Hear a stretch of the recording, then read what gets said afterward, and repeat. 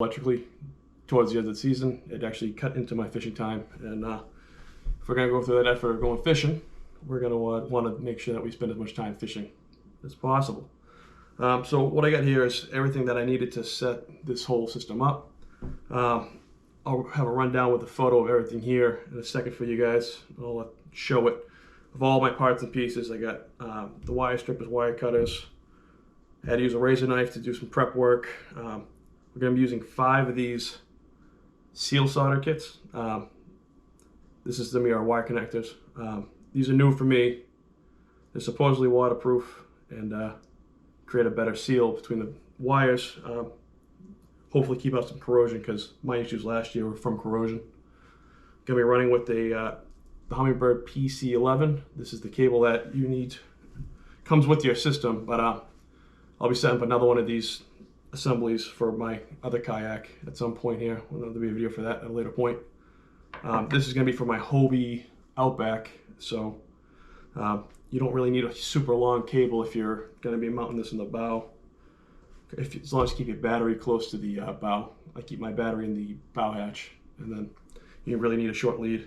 We're going to be running with a 5 amp fuse inside of a waterproof fuse holder. You need to have one of these in your fish finders in case you have any kind of surge. You don't want to destroy your head unit, do an issue with your battery. Then we're going to have a short lead, which is going to lead to our pigtail, which is another thing I'm going to be trying. These pigtails are supposedly waterproof. We're going to give it a shot this year. We're going to try to keep as much salt water out of this system as possible. You're going to need a heat gun for your shrink crimps. And we're going to be, let's see, I think that's everything here. So we're going to get to it. I'm going to show you guys what I did. I had to do a lot of prep work prior to the video starting, where basically I just removed some of the shielding in order to expose the wires. All these wires had to be trimmed up, make it all nice and clean, so to make not only the video easier, but also the job easier. And I think that's it. We're going to get started. I'm going to move the camera closer so we can get a good look at what's going on here. I'm not going to be that important in this. We're just going to be showing you how to do it so you can do it for your own kayaks. So what I find is good is, before you ever go and do something that you can't take back, always lay out your product that you're trying to create, especially when it comes to wiring, the way that it's going to end up being when installed. Obviously, if you ever forget, positive's red, negative's going to be the black wire. So what I find is good is, before you ever go and do something that you can't take back, always lay out your product that you're trying to create, especially when it comes to wiring, the way that it's going to end up being when installed. Obviously, if you ever forget, positive's red, negative's going to be the black wire. If you mix these up, you're going to have a bad time. So if you ever have a question on which one's positive and negative, just look at your batteries. Your batteries have it right on it. This little pigtail I made here, this is just for testing this system today. We want to make sure that this is going to work, so we're going to give that a shot after we're done. Like I said, that's not going to be going in the kayak. That's just for this testing. So what I do is, after prepping up all these wires, you have to actually cut into the sheathing in order to expose enough wire to use these solder heat shrinks. If you don't have enough of this exposed, you're going to have a really tough time trying to get this stuff done correctly. And obviously this is something we want to do once, and hopefully it lasts a few seasons, so proper prep work will make this a lot easier. So what I'll do is, I know that each one of these is going to need one of these heat shrinks. As you can see, I created I went far enough down the wire so that this end's exposed, so we'll be able to connect these wires together and then slide it over to the seal. So this is going to need one as well.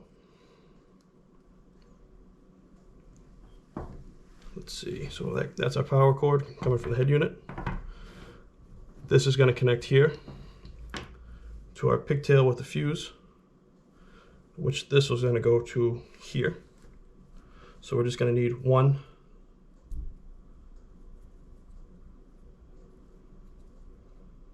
of these here. Actually, I'll put it on this here because that wire doesn't want to stay down, and I don't really want to twist these up too much to help with the seal. All right. No, that's actually not going to work.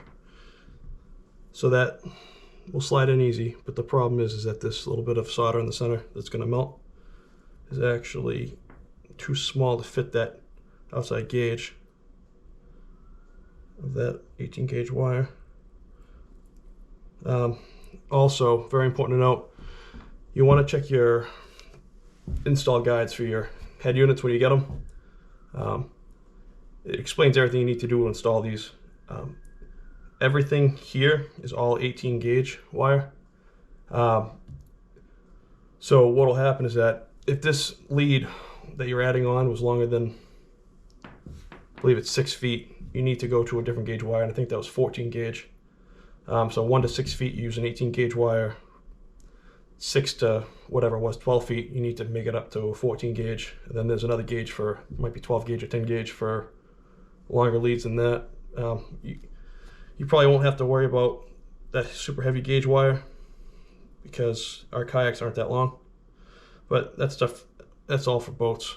And then inside the manual, it also tells you what fuse you need to use for your fish finder and these pigtails. So you want to make sure that's right, because you want to make sure that if you get some sort of surge coming from your battery, the fuse blows before it blows something inside your head unit. And now we have, this is all prepped up, ready to go. And then I'm going to put these on afterwards because we're going to have to pick this piece up to solder it. And then that's going to go over here on that end, which will connect the pigtail to the lead. And then that's it. We'll give this a shot. We're going to heat these up. All right, what we're going to do here is we're going to connect the positive to positive. And take this, and you want to connect these the best you can.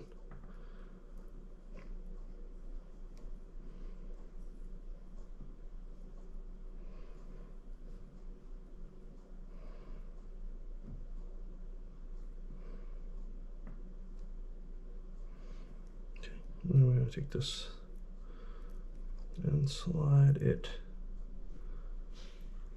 down.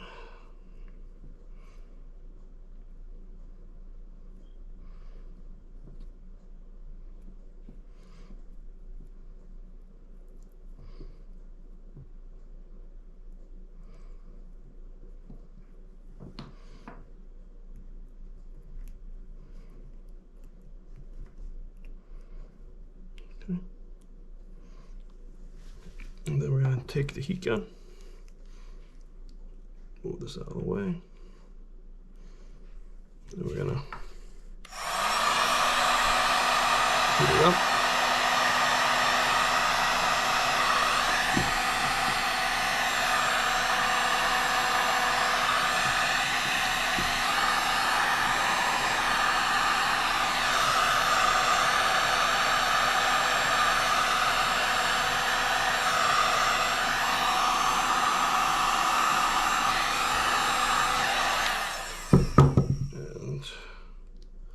Try and find the perfect way to hold this to evenly heat it up.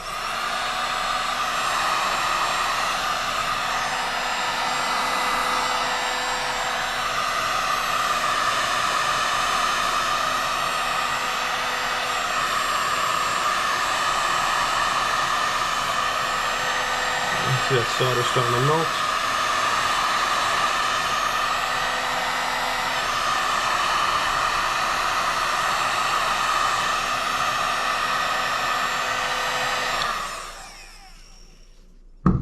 Turn the heat gun off. We're going to let that cool.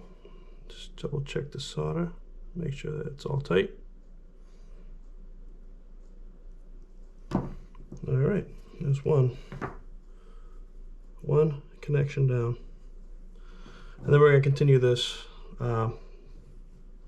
throughout. We're not going to have it all on film just because it's a little bit of a time-consuming process.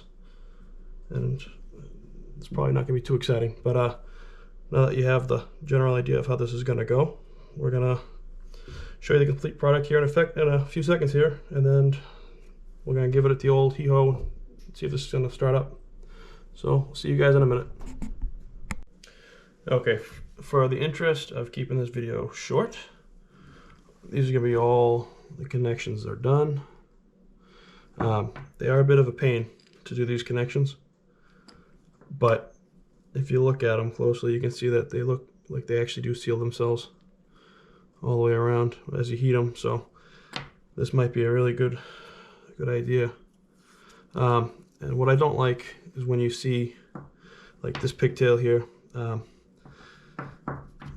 if you had it out like that, it's not aesthetic, nor I think that if you take a sudden wave of the bow or you slam it into a sea all day, you might see some unnecessary pulling on some of these things. So what I am actually going to do is just hit this with a little bit of tape,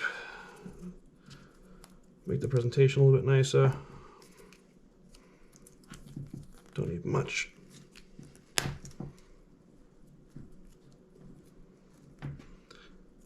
Like I said, that's just to keep the cable from pulling on itself here.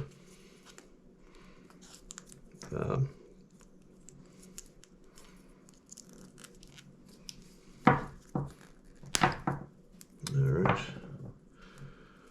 And then now all that's left is to test this new system I've created to see if it's going to actually work.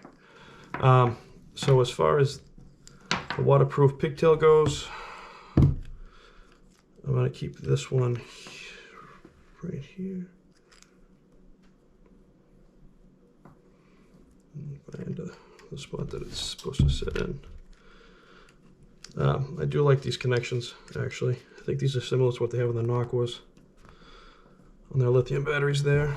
So that's tight to that. All this is going to come back down to here. Now, with these hummingbirds, something I don't recommend doing is just going ahead and plugging in to the power outlet.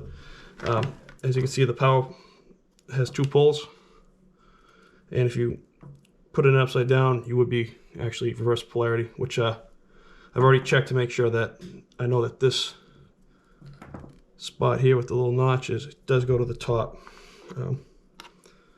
So we're gonna see if this works. Cross your fingers. There it is. So now that we know that it provides enough juice, it's all within the manufacturer's specs as far as the gauge wire, the blow fuse,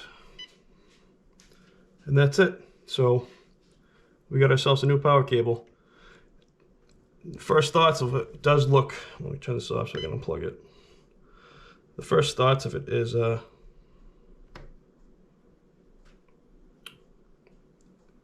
does appear to be actually waterproof, which is nice. We'll see after a season of this being in the Kayak, but that solder does make a nice strong connection, and that shrink tubing does make it look like it's going to be waterproof, so at least it provides a good seal. And we'll see where this ends up.